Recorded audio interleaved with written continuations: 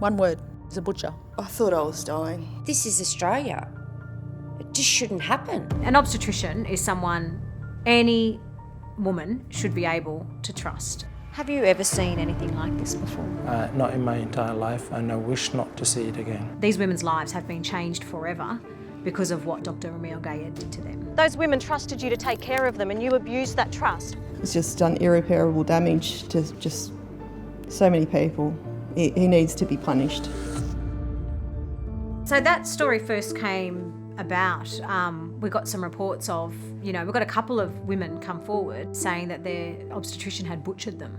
So of course we looked into it further, and by the end of our investigation we had more than 50 women on our list who had all had an experience with Dr. Emile Gayed. I've given birth 4 times and this was by far worse than anything I've ever experienced. I've just felt really out of control.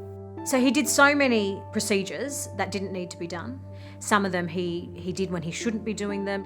All really delicate procedures left these women with lifelong injuries.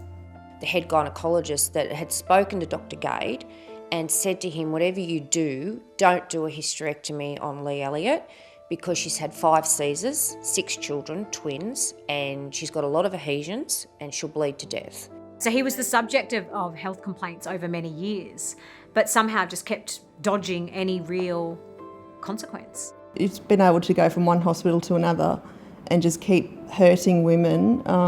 It's shocking, really shocking. As far as female reproduction organs go, you wouldn't send your cat to him for a D-sex. He's a butcher. On the day that we caught up with Dr. Emile Gayed, he was at church. And it was an interesting day because the crew first spotted him at his home on Sydney's northern beaches, and we had to follow him. So we had to follow him all the way through the traffic, the peak hour traffic in the morning, all the way over to southern Sydney, where he attended church. So while he was in church, we were ready, we were at our car, and when he came out, we approached him.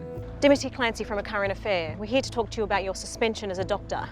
I'm not interested. Were you surprised by your suspension, Mr. Gayed? No comment.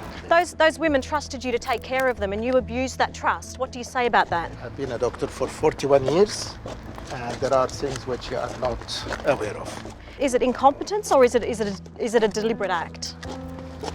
No comment. So what do you say about the victims that have come forward about your malpractice?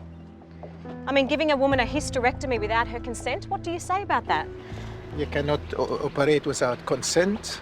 There is a consent there, and the nurses will not allow you to operate without consent. This is incorrect information. Did you? It's one of those, public health system cultures where people knew what was going on, people were suspicious of what he was doing, but nobody spoke up. And it wasn't until a great number of women came forward with formal complaints to the health department that they had to take it seriously and fall on their sword. They knew that they had done wrong by these patients by not pulling Dr. Emile Gayed up. Now there's no doubt that along the way and then closer to the end there were signs that should have been picked up and were not picked up. We are very sorry that the care wasn't at the standard that we would expect, and we need to learn from the system issues that led to this. Even though he isn't a doctor anymore, what he did to these women will stay with them forever. Those injuries will never leave them, both physically and mentally.